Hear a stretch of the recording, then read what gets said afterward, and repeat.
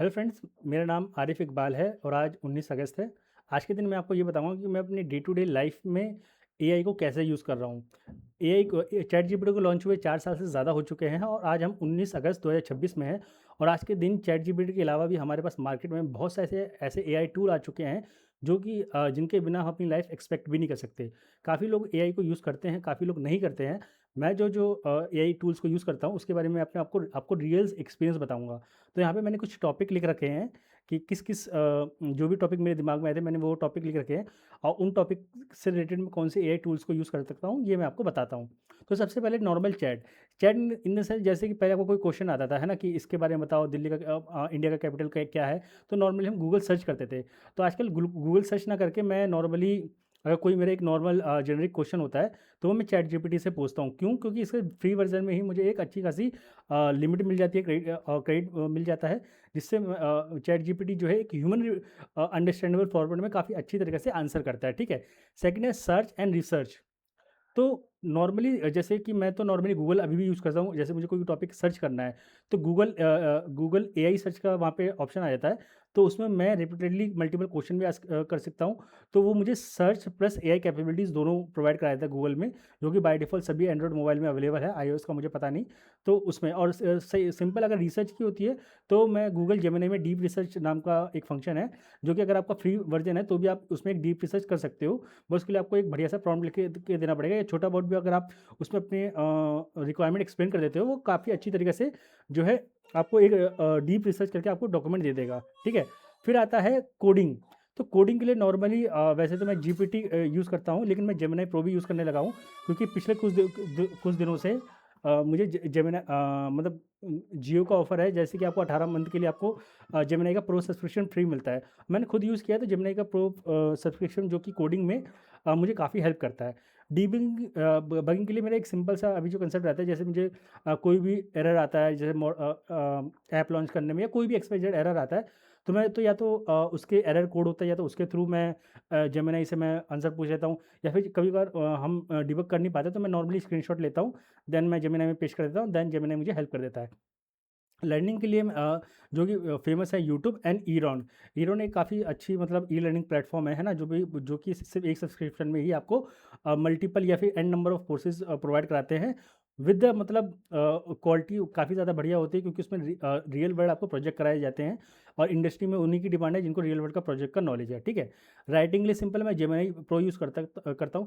क्यों करता हूँ? क्योंकि ये मुझे ज़्यादा क्रेडिट प्रोवाइड कराता है, क्योंकि चैट जीपीटी का मैं मतलब कुछ क्वेश्चन करता हूँ उसके बाद एक लिमिट आ जाती है ना, बट जेमिनी में क्यों बिकॉज ऑफ मेरे पे पेड प्लान है तो और इवन फ्री प्लान में भी ये इनफ आपको मतलब क्रेडिट दे देता है, जिससे आप अच्छे खासे राइटिंग कर सकते हो।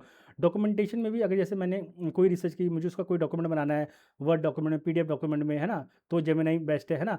जेमिनी प्रो में भी मैंने इससे पीपीटी बनवाने की कोशिश करी है, जो कि मुझे अच्छी खासी तरीके की मुझे प्रेजेंटेशन बना के दे देता है। और कुछ अगर मुझे मॉडिफिकेशन करने होते हैं तो वो मैं पीपीटी पावर पॉइंट में मैं कर लेता हूँ। मतलब अभी मैं अपनी जेब से पैसा नहीं खर्च कर रहा हूँ, क्योंकि मैं कंजूस आदमी हूँ।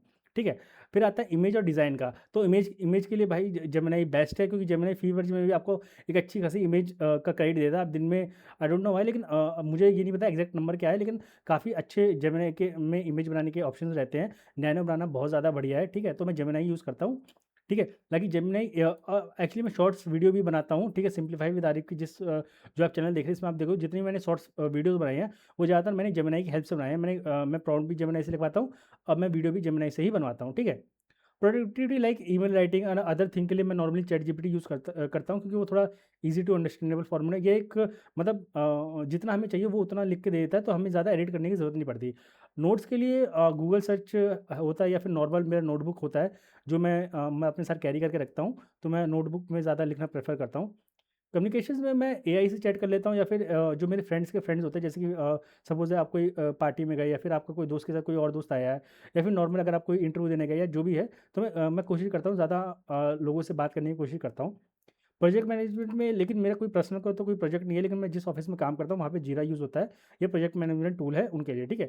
एआई ऑटोमेशन मैंने अभी तक कुछ ऐसे एआई ऑटोमेशन मैंने कुछ किया नहीं। हालांकि मैंने चैट जीपीटी में एक प्लगइन मैंने एक्टिवेट किया है कि जो डेली मुझे एआई से रिलेटेड जो भी न्यूज़ है वो मुझे एवरी मॉर्निंग 8 AM वो मुझे शेयर कर देता है। मैंने उसके बारे में ज़्यादा एक्सप्लोर नहीं किया अभी, है ना। मैं ज़्यादा अगर एक्सप्लोर करूँगा तो मैं उसके बारे में आपको बताऊँगा। ठीक है। फिर आता है क्लाउड डेवलपमेंट। ओके। तो क्लाउड डेवलपमेंट में AWS का फ्री यूज़ करता हूँ। ऐसे तो मैं रेंडर भी यूज़ करता हूँ, है ना? रेंडर भी फ्री टूल है। वो आपको एक वेबसाइट, हल्की वेबसाइट जो है आप उस पे डिप्लॉय कर सकते हो एप्लीकेशन। AWS का फ्री टूल है, मतलब AWS आई थिंक $200 का क्रेडिट देता है। मेरा आई थिंक दिसंबर या पता नहीं कब मेरा एक्सपायर हो रहा है। लेकिन मैं AWS की काफ़ी सारी सर्विसेज यूज़ करता हूँ, जैसे EC2 या जो भी लर्निंग के लिए जो भी इनफ है वो आप 200 क्रेडिट में मिल जाएगा। सेज मेकर के लिए आई थिंक आपको क्रेडिट ऐड करना पड़ता होगा, है ना?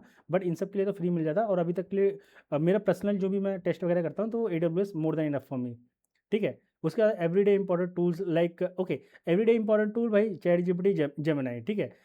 यही है मेरा important tool. Why I use it? Simply सी बात है, देखो पहले पहले भी मतलब अगर मुझे ईमेल लिखनी होती थी तो पहले मैं नॉर्मल लिखता था, फिर उसको उसकी स्पेलिंग्स ठीक करता था या फिर उसको एक पोलाइट वे में फॉर्म लिखता था। लेकिन जेमिनी या चैट जीपीटी ने समझ लिया है कि मैं कैसे ईमेल चाहता हूँ, तो नॉर्मली अब मैं उनको कुछ ईमेल रिफ्रेश करने को देता हूँ। जैसे मैं नॉर्मली मैं एक ईमेल पहले खुद लिख लेता हूँ, सारी ड्राफ्ट कर लेता हूँ, फिर मैं जेमिनी को भेजता हूँ कि इसको रिफ्रेश करो। तो उसमें मैंने AI के टूल की ज़रूरत होती है। How to use it? वही है, पहले मैंने मतलब कुछ भी लिख लिया, फिर मैंने जेमिनी को बोला कि भाई इसको ठीक कर दो, है ना? तो या फिर चैट जीपीटी को बोला, तो आधा काम मैं करता हूँ, मतलब 10% 20% और बाकी जेमिनी से करवा देता हूँ। फ्रीक्वेंटली यूज़ ज़्यादातर तो मैं चैट जीपीटी को ही कहूँगा, वो ज़्यादातर यूज़ होता है, क्योंकि इमेज वगैरह ठीक है, लेकिन इमेज में ज़्यादा बनाता नहीं हूँ, हर दिन बनाता नहीं हूँ। Chat GPT best. How it's help me explain, could you include chat GPT, Gemini, Claude, perplexity? Okay. तो देखो सबसे ज़्यादा तो मैंने फॉर परप्लेक्सिटी मैंने यूज़ नहीं किया है। क्लॉड मैंने थोड़ा बहुत यूज़ किया है, लेकिन नॉर्मली क्लॉड का अगर आपको सही में अगर उसको बेनिफिट लेना है तो आपको पेड वर्जन ही लेना पड़ेगा। उसमें ही आपको एक अच्छा मतलब आप उसकी कैपेसिटी को आप देख सकते हो कि वो क्या कर सकता है क्लॉड। मैंने एक बार पेड में यूज़ किया था और जो कि मुझे लगा कि हाँ, जो मैं पे कर रहा हूँ वो वर्थ इट है, ठीक है? और ये क्या है? एक सेकंड, मैं इसका आगे आगे देख लेता हूँ क्या है ये। VS कोड, बाकी गूगल फिर अच्छा, तो बाकी नॉर्मली कोडिंग के लिए सिंपल है। VS कोड के अलावा मैं और कुछ यूज़ नहीं करता, क्योंकि ये फ्री है, ओपन सोर्स है ना? और इसके रिलेटेड वीडियोस मार्केट में भर के रखे हैं। मतलब आपको अगर एक भी प्रॉब्लम आ रही है, कुछ भी आ रहा है, तो आप यूट्यूब वीडियो अगर विदाउट AI भी अगर आप चाहो तो आप कर सकते हो उससे काम, ठीक है? And the last and most important question, अगर कल को AI मेरी लाइफ से चला गया तो मैं क्या करूँगा? तो देखो, अगर मैं आपको सिंपल, जैसे AI को नॉर्मली मैं अपने डे टू डे लाइफ में ईमेल वगैरह यूज़ करने में लगता हूँ। अगर AI चला गया तो क्या क्या करूँगा? तो नॉर्मली AI अगर चला गया तो सबसे पहले तो मुझे स्पेलिंग्स जो मैं ठीक करता हूँ वो तो खैर मैं क्या बोलते हैं, गूगल ट्रांसलेशन से मैं कर लूँगा। लेकिन नॉर्मली मुझे किसी भी टॉपिक के लिए मुझे पहले मेरे पे नोटपैड रहता था, तो मैं किसी भी टॉपिक के लिए या फिर कोई भी एक लेवल की रिप्लाई के लिए मैं कुछ जो पोर्शन है ना? वो मैं पहले से लिख के रखता था, फिर वहाँ पे कुछ अपने सेंटेंस चेंज करता था, देन उसको भेजता था। तो फिर मुझे उसी पे आ जाना पड़ेगा, यानी 1 घंटे में जहाँ मैं आज 20-30 रिप्लाई कर देता हूँ ईमेल का, है ना? और जैसे मुझे कोई बड़ी मेल है, मुझे समझ में नहीं आ रही, तो जो मैं AI को बोलता हूँ भाई समराइज़ करके दे दो 1 से 2 लाइन में, तो वो मुझे सारा चीज़ मैनुअल करना पड़ेगा, तो ऑब्वियसली इसमें टाइम तो मेरा लगेगा, ठीक है? और जैसे मैं डेली शॉर्ट वीडियो डालता हूँ, तो आजकल तो मैं नॉर्मली सिर्फ प्रॉम्प्ट कॉपी करता हूँ, पेस्ट करता हूँ, then my video is ready. पर वही है, मुझे वीडियो व्हाइट बोर्ड एनिमेशन के वीडियो बनाने में ऑलमोस्ट मुझे 2 ढाई घंटा लग जाएगा, ठीक है? मुझे प्रॉम्प्ट लिखने, नॉट प्रॉम्प्ट, स्क्रिप्ट लिखने में टाइम लग जाएगा, देन टैग्स लिखने में टाइम लग जाएगा, तो काफ़ी ज़्यादा टाइम लग जाएगा। मतलब जो काम मैं आजकल 1 घंटे के अंदर कर लेता हूँ, उसको करने में शायद मुझे 1 हफ़्ता भी कम पड़े, ठीक है? और अच्छा, तो मेरा understand your current AI and digital literacy level. Okay, so मेरी AI की लिटरेसी लेवल जो मैंने समझा है कि हर चीज़ के लिए आपको AI पे डिपेंडेंट नहीं होना चाहिए, है ना? जैसे कि कोई भी, क्योंकि मैंने ये देखा है कि ज़्यादातर टाइम आपको AI जो आंसर देता है, क्योंकि तो AI एक्चुअली जो आपको आंसर देता है वो इंटरनेट पे जो डेटा अवेलेबल था उस पे जो ट्रेंड होके वो देता है। और जितना मैंने समझा, जितना मैंने रिसर्च किया, या जितना मैंने एक मेरी नॉर्मल अंडरस्टैंडिंग है, इंटरनेट पे जो डेटा अवेलेबल है ज़रूरी नहीं कि वो ठीक हो।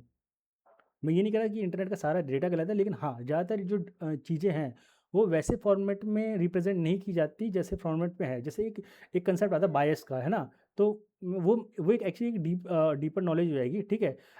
तो उसपे उसको मैं आपको एग्ज़ाम्पल के थ्रू वो बताना चाहूँगा। अभी मेरे पे वो एग्ज़ाम्पल नहीं है, तो फ्यूचर में मैं वो एग्ज़ाम्पल रिकॉर्ड करके आपको बताऊँगा, ठीक है? और मेरी लिटरेसी रेट, पहले मैं ये समझता एआई को आप कुछ भी शेयर कर दो, पर नॉर्मली जैसे कि आपको एआई को बहुत सी ऐसी चीज़ें हैं जैसे आपका नाम, ईमेल आईडी या फिर ऐसी कोई भी चीज़, जैसे आप ईमेल लिख रहे हो, ठीक है? तो ईमेल में आप मान लो आप कोई कंप्लेंट कर रहे हो, तो उसमें आप मोबाइल नंबर वगैरह सब कुछ दे देते हो, है ना? तो कोशिश करो कि कुछ जो इन्फॉर्मेशंस है, तो उसको उसको एनोनिमाइज़ कर दो, ठीक है? जैसे आपका कोई पर्सन का नाम है, जैसे आपके मैनेजर का नाम है, या फिर आप उसमें किसी पर्सन का नाम लिख दिया, instead of putting that name आप कोई एनोनिमाइज़ नेम लिख दो। बाद में जब रिफ्रेश होके जब आपको चैट मिल जाए, देन आप उसमें नेम चेंज करो। तो आपको थोड़ा-सा मैनुअल एफर्ट आपको बढ़ाना पड़ेगा, है ना? तो और आपकी पर्सनल इन्फॉर्मेशन की डिटेल्स आपको शेयर नहीं करनी है, ठीक है?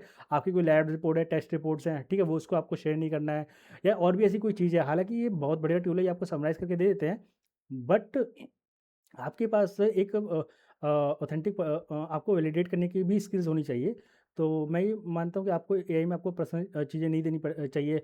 अपनी ज़्यादा फ़ोटोज़ एआई में ज़्यादा अपलोड ना करें। फ़ोटो पे अगर अपलोड करें, तो कोई एक जो भी ऑथेंटिक एआई टूल्स हैं उन्हीं का ही यूज़ कर दें, जैसे चैट जीपीटी, जेमिनी, या जो भी। मैं ये नहीं कहूँगा ये बिल्कुल ही मुझे ये नहीं पता कि ये बैकएंड में हमारा डेटा कैसे प्रोसेस करते हैं या क्या करते हैं, क्योंकि डेटा प्राइवेसी एक मिथ है।